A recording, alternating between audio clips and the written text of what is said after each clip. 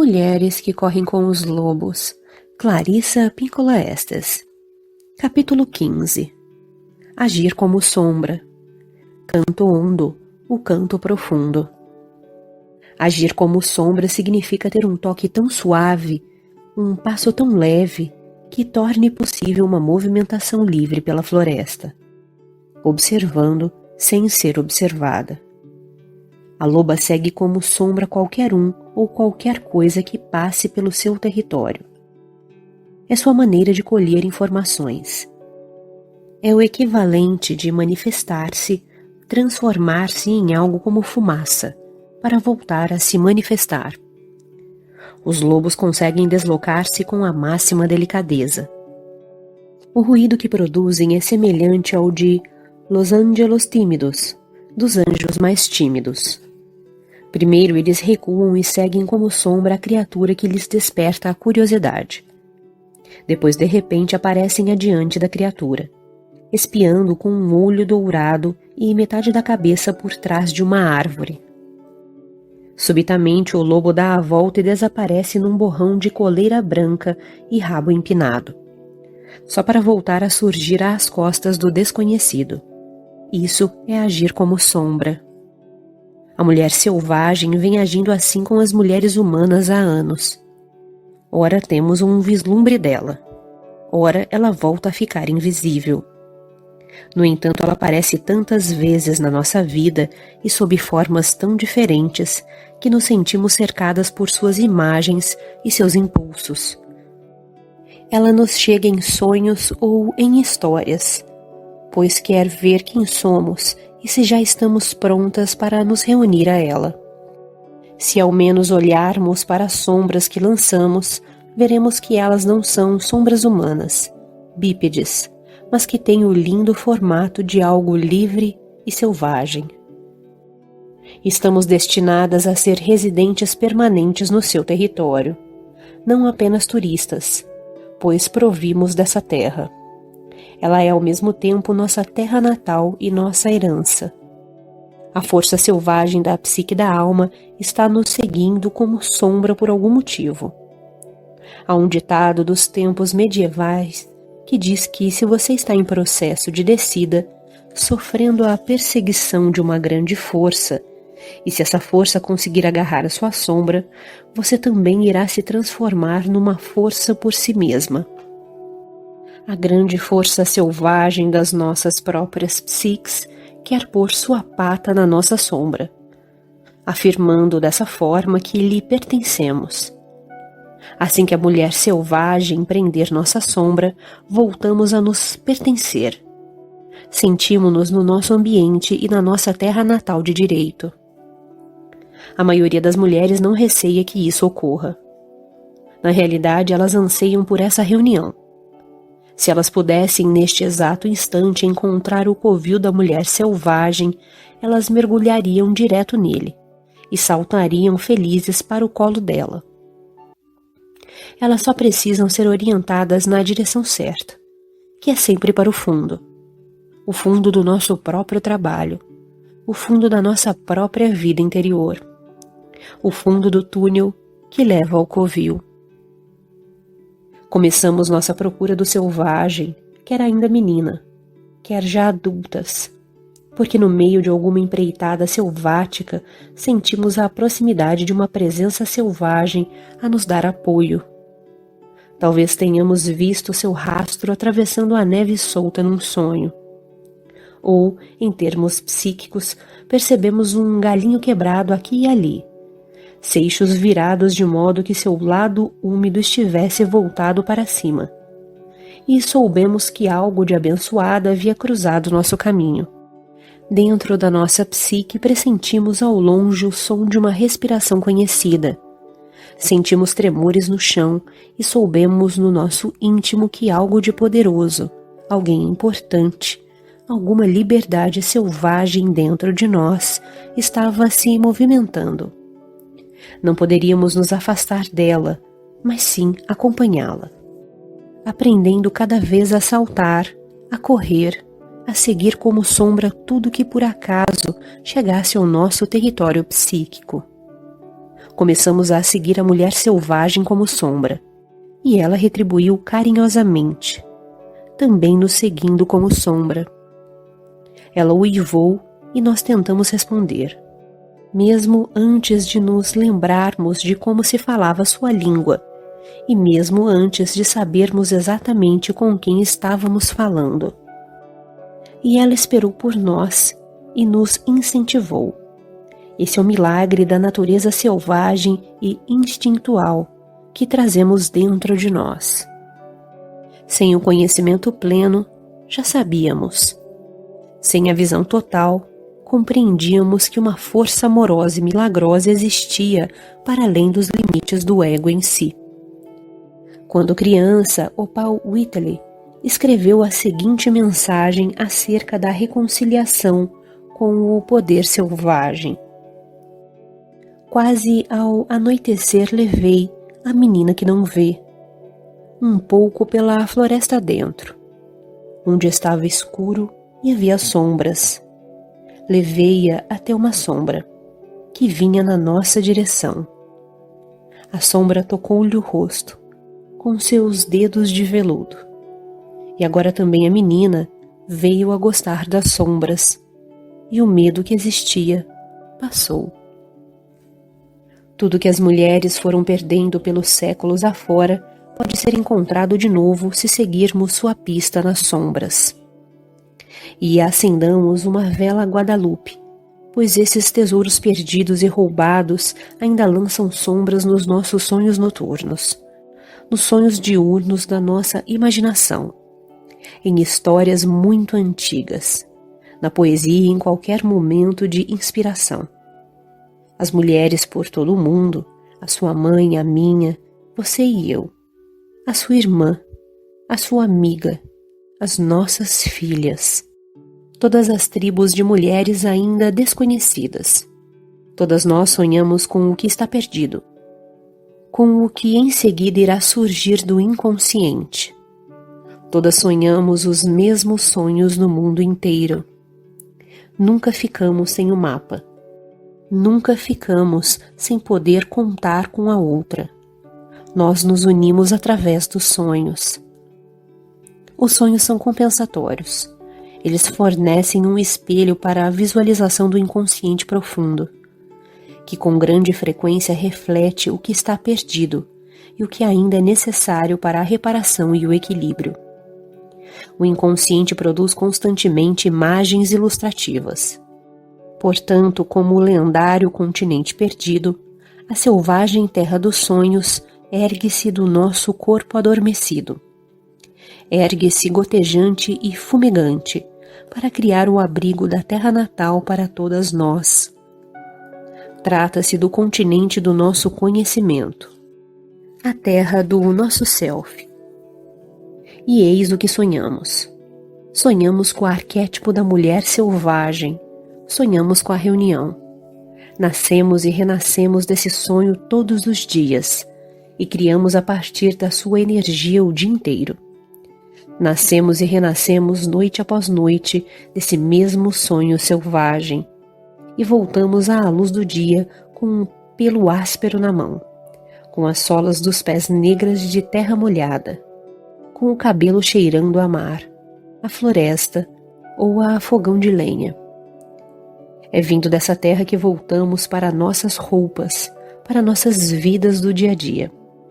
Voltamos daquele local selvático para nos apresentarmos diante do computador, diante da panela, da janela, do professor, do livro, do freguês. Instilamos o mundo selvagem no nosso trabalho, na criatividade, no mundo dos negócios, nas nossas decisões, na nossa arte, no trabalho das nossas mãos e do nosso coração, na nossa política, nos nossos planos, na vida familiar, na educação, na indústria, nas relações exteriores, nas liberdades, direitos e deveres. O feminino selvagem não é apenas sustentável em todos os mundos, é ele que sustenta todos os mundos. Vamos admitir, Nós, mulheres, estamos construindo uma terra natal. Cada uma com seu próprio lote de terra extraída de uma noite de sonhos. Um dia de trabalho.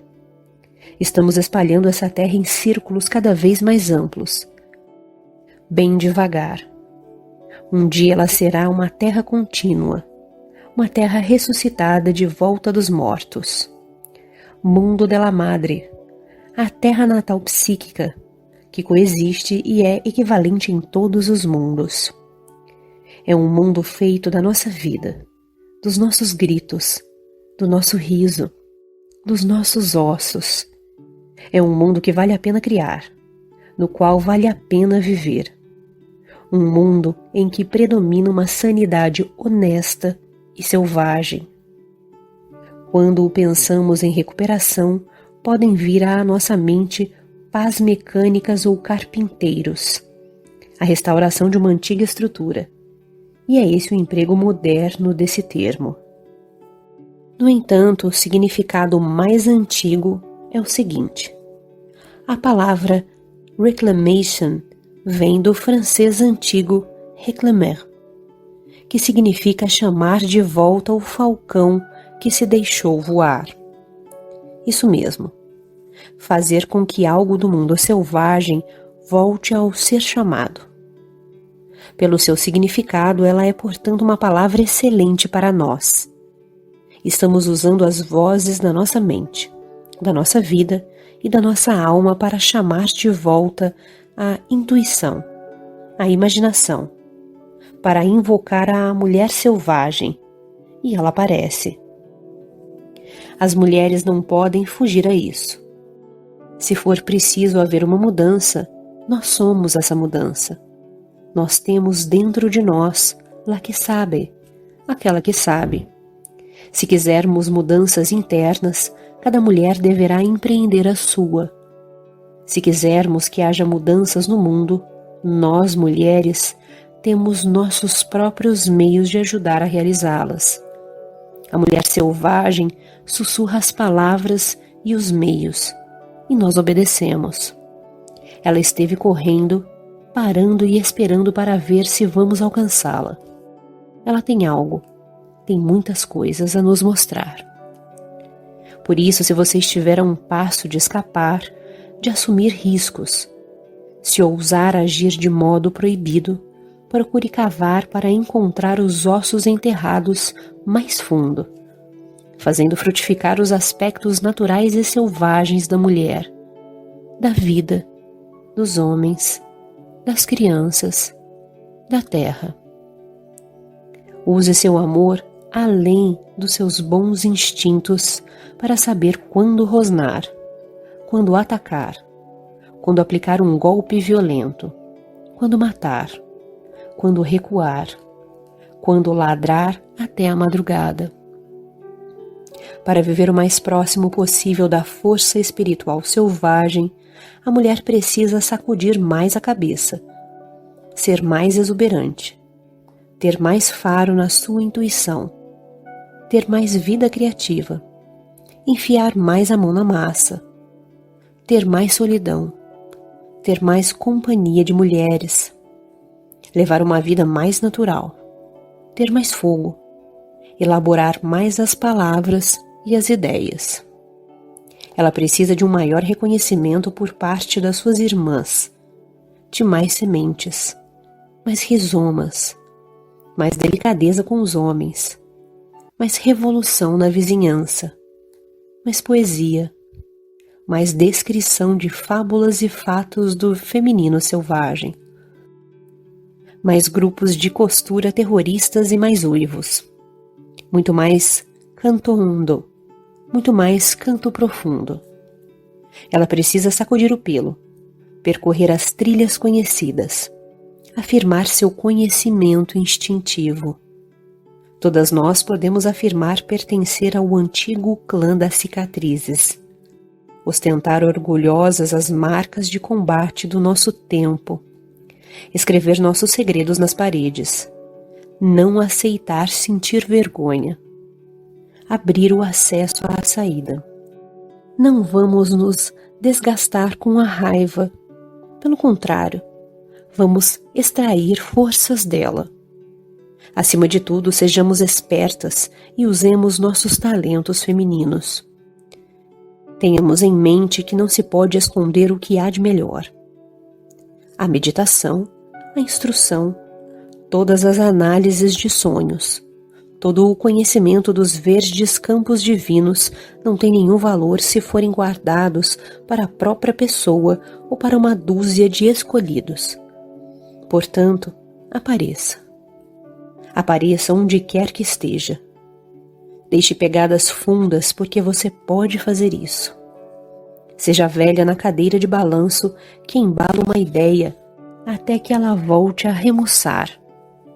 Tenha coragem e a paciência da mulher na história do urso da meia-lua, que aprende a ver além da ilusão. Não se distraia queimando fósforos e fantasias, como a pequena menina dos fósforos. Não desista até encontrar a família à qual pertence, como o patinho feio. Despolua o rio criativo para que La Llorona encontre o que lhe pertence. Como a donzela sem mãos, deixe que o coração paciente a guie floresta fora. Como La Loba, colha os ossos dos valores perdidos e cante para devolvê-los à vida. Perdoe tanto quanto puder. Esqueça um pouco e crie muito. O que você faz hoje influencia suas descendentes no futuro. As filhas das suas filhas irão provavelmente lembrar-se de você. E o que é mais importante, seguir seu exemplo. Os recursos da vida com a natureza instintiva são muitos. E as respostas mudam à medida que você muda. E o mundo muda, e por isso não se pode dizer: faça isso e aquilo nessa ordem exata e tudo ficará bem.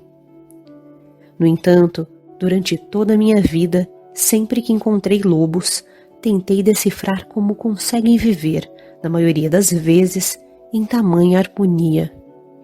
Assim, tendo como objetivo a paz, sugiro que você comece agora mesmo com qualquer item da lista. Para quem estiver se esforçando, pode ser de grande ajuda começar pelo número 10. Normas gerais para a vida dos lobos. 1. Coma. 2. Descanse. 3. Perambule nos intervalos. 4. Seja leal. 5. Ame os filhos. 6. Queixe-se ao luar. 7. Apure os ouvidos. 8. Cuide dos ossos. 9. Faça amor. 10. Uive sempre. Pós-fácil. As histórias como bálsamos medicinais. Aqui vou tentar esboçar para vocês parte da tradição de contar histórias onde estão minhas origens. Sempre que se conta um conto de fadas, a noite vem. Não importa o lugar, não importa a hora, não importa a estação do ano. O fato de uma história estar sendo contada faz com que um céu estrelado e uma lua branca entrem sorrateiros pelo beiral e fiquem pairando acima da cabeça dos ouvintes. Às vezes, ao final de um conto, o aposento enche-se de amanhecer. Outras vezes, um fragmento de estrela fica para trás, ou ainda uma faixa de luz rasga o céu tempestuoso. E não importa o que tenha ficado para trás, é como essa dádiva que devemos trabalhar. É ela que devemos usar para criar alma. Na maior parte das vezes, a hora de contar histórias é determinada pelas sensibilidades internas e pela necessidade externa. Algumas tradições designam épocas específicas para contar histórias. Entre as tribos dos pueblos, as histórias do coiote eram reservadas para serem contadas no inverno. Certas histórias da Europa Oriental somente são contadas no outono, depois da colheita. No trabalho com arquétipos e com a cura, avaliamos bem a hora de contar histórias. Examinamos cuidadosamente a hora, o lugar, a pessoa, a medicação necessária. No entanto, com grande frequência, mesmo essas medições são frágeis. Na maioria das vezes, contamos histórias quando somos convocados por elas, não ao contrário. Nas minhas tradições existe um legado entre os contadores, através do qual um contador transmite suas histórias a um grupo de sementes. As sementes são contadores que, segundo o que o mestre espera, irão preservar a tradição como aprenderam. Como as sementes são escolhidas é um processo misterioso, que oferece um desafio a uma definição exata, pois ele não se baseia num conjunto de normas, mas sim num relacionamento. As pessoas escolhem-se mutuamente. Às vezes, elas vêm ao nosso encontro, mas com maior frequência tropeçamos umas nas outras e nos reconhecemos, como se nos conhecêssemos há séculos. Nessa tradição, considera-se que as histórias são escritas como uma leve tatuagem na pele de quem as viveu. A formação de curandeiras, cantadoras e cuentistas é muito semelhante. Ela deriva da leitura dessa escrita levíssima, do desenvolvimento do que se encontra nela. Da mesma forma, na tradição da cantadora cuentista, as histórias possuem pais, avós e às vezes padrinhos, que seriam a pessoa que lhe ensinou a história ou que a deu de presente para você, a mãe ou o pai da história. E a pessoa que ensinou a história é essa pessoa que passou para você, o avô da história.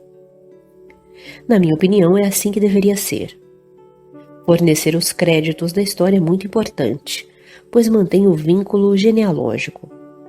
Nós estamos numa extremidade, a placenta na outra. Os padrinhos da história são geralmente aqueles que acompanharam a história de uma bênção.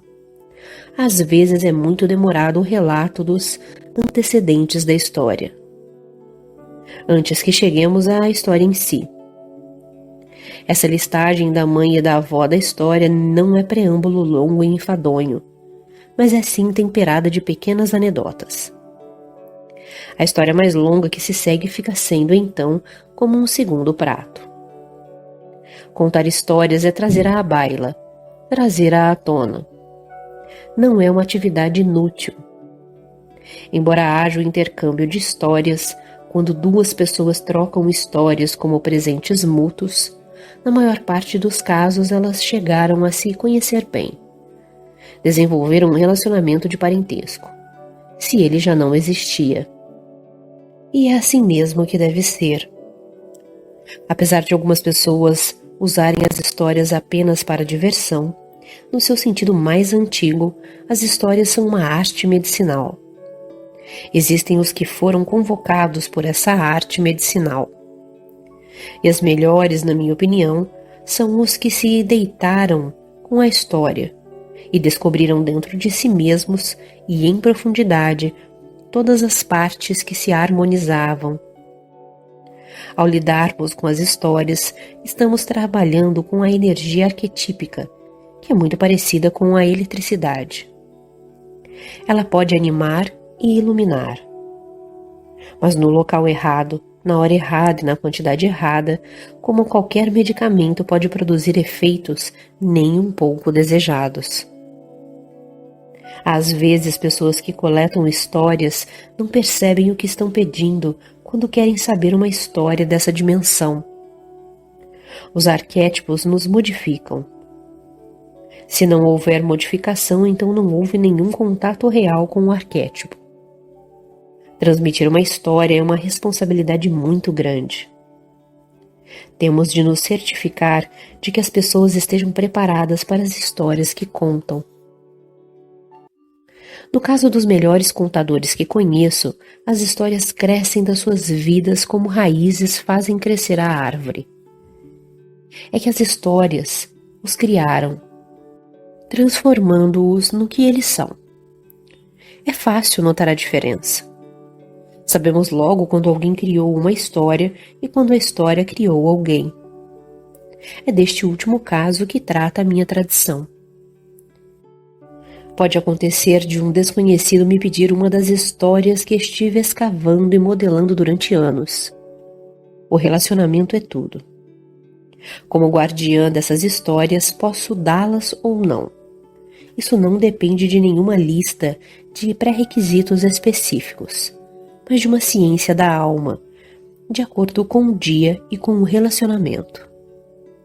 O modelo de mestre-aprendiz fornece o tipo de atmosfera conscienciosa na qual pude ajudar meus aprendizes a procurar e a desenvolver as histórias que irão aceitá-las, que irão brilhar através delas.